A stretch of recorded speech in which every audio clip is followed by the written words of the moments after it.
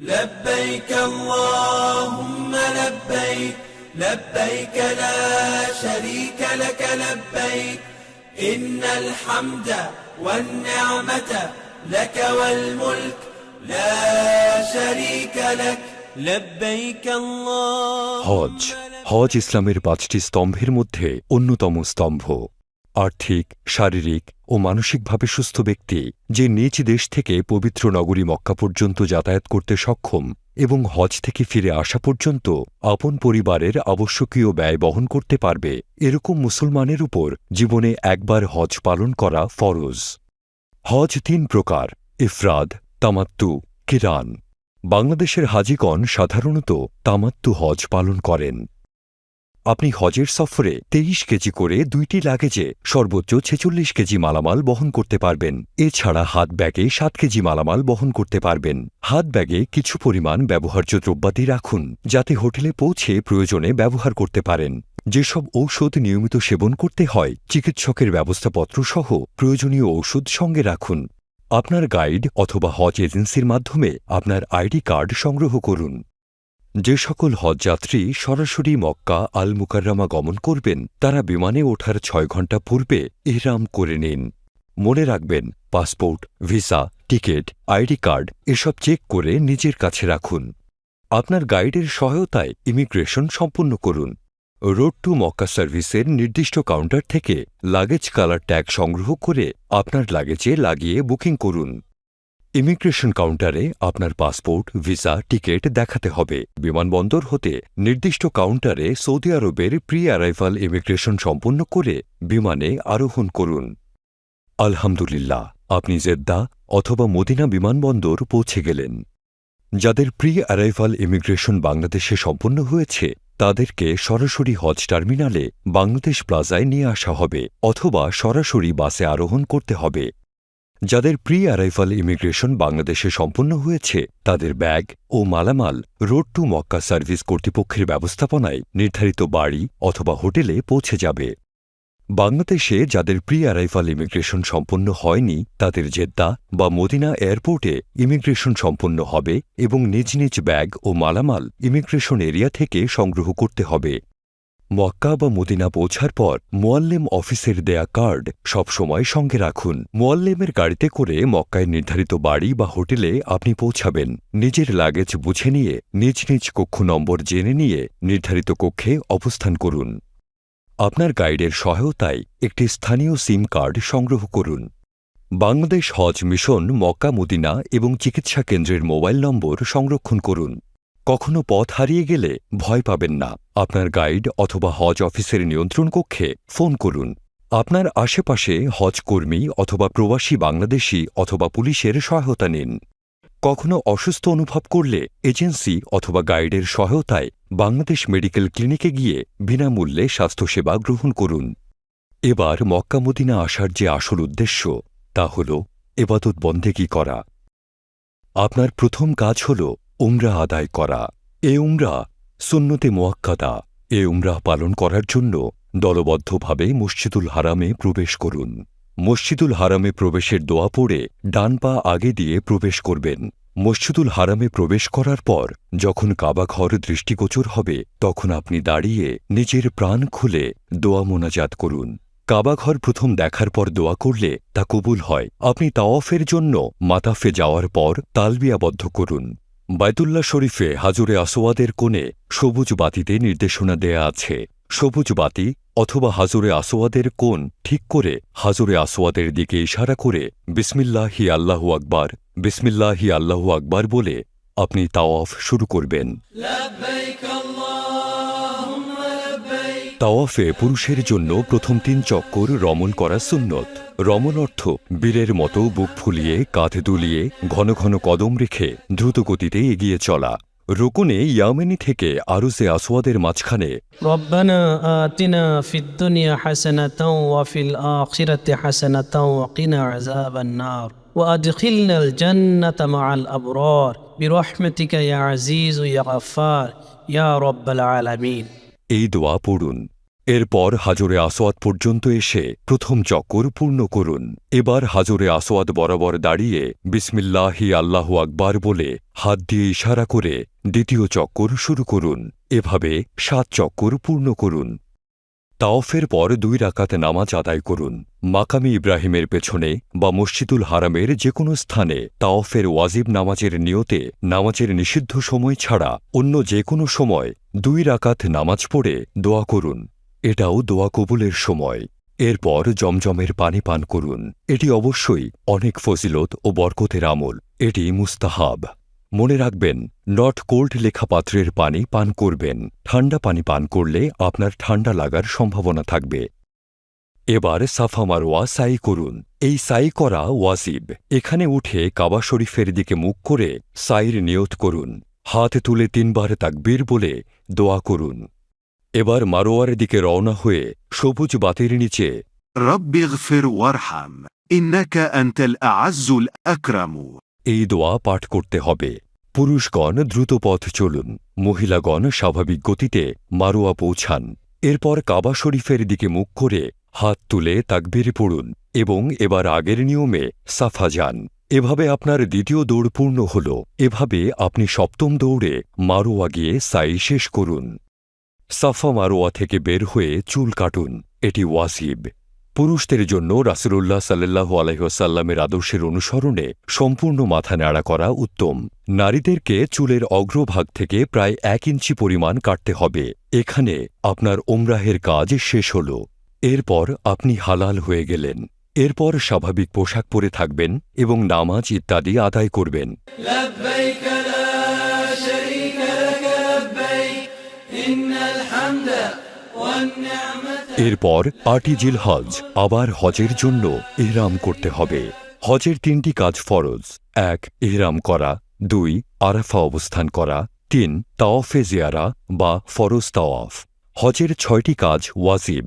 1 মুজদালিফায় অবস্থান, 2 তিন জামারায় পাথর নিক্ষেপ, 3 কোরবানি করা, 4 মাথা মুন্ডানো, 5 সাই করা, 6 বিদায়ী তাওয়াফ করা।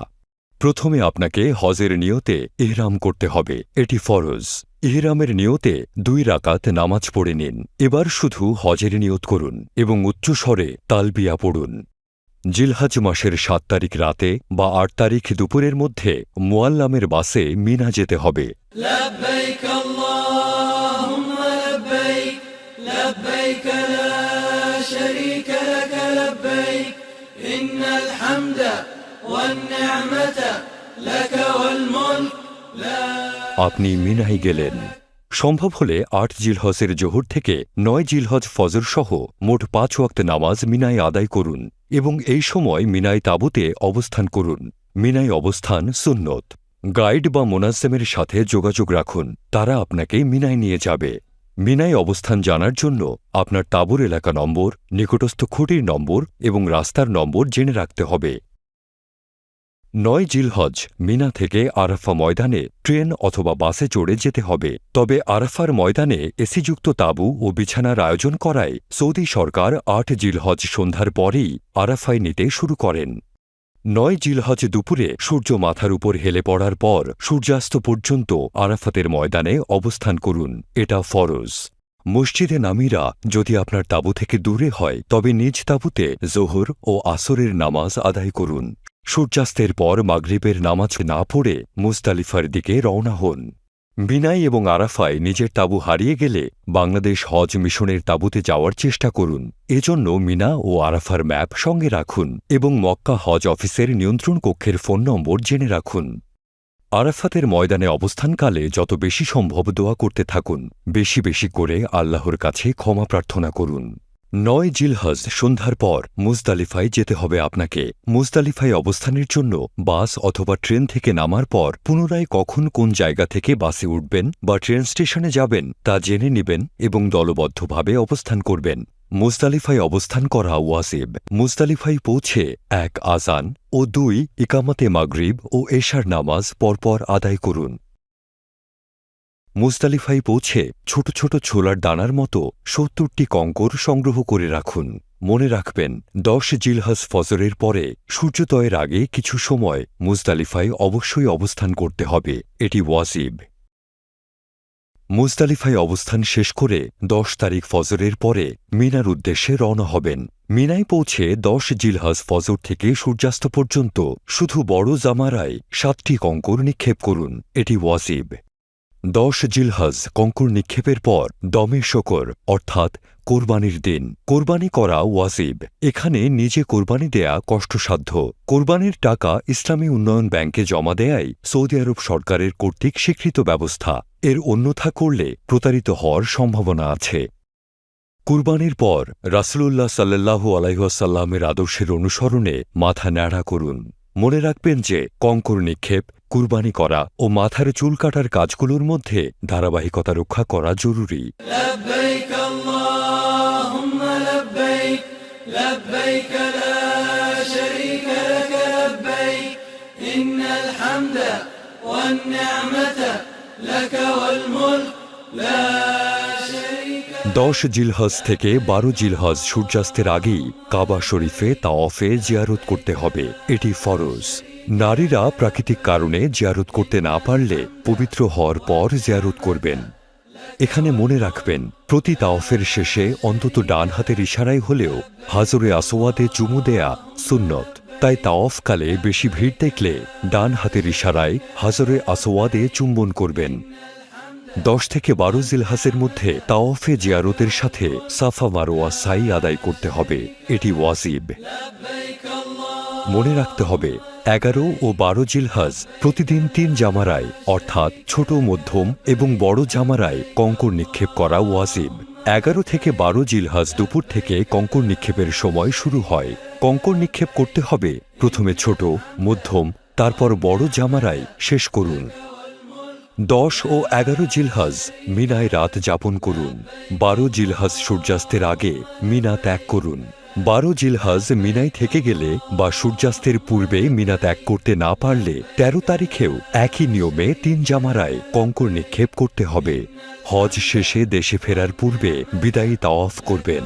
নারীরা প্রাকৃতিক কারণে বিদায়ী তাওয়াফ করতে না পারলে অপেক্ষা করুন। এ বিষয়ে ব্যক্তিগত আলেমের নিকট হতে মাসালা ভালোভাবে জেনে নিন। আলহামদুলিল্লাহ, আপনার হজের আনুষ্ঠানিকতা প্রতিপালিত হল।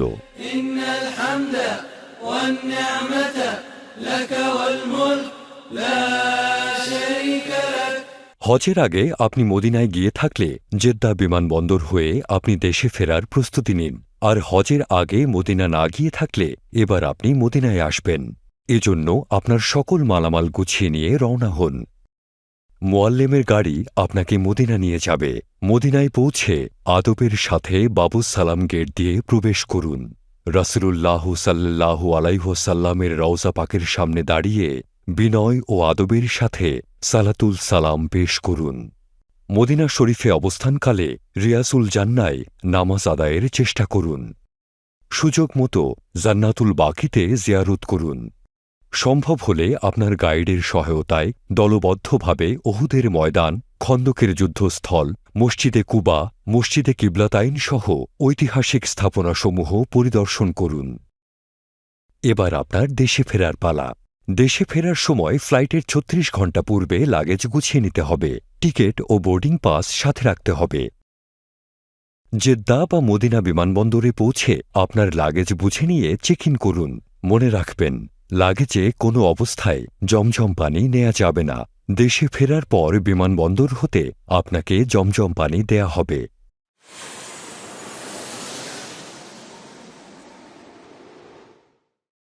আল্লাহর রহমতে ইসলামের পঞ্চম রুকুন প্রতিপালন করে আপনি ফিরে আসলেন। এবার হাজী সাহেব হিসেবে আমলের সাথে সারা জীবন চলার চেষ্টা করুন। আল্লাহ হাফেজ।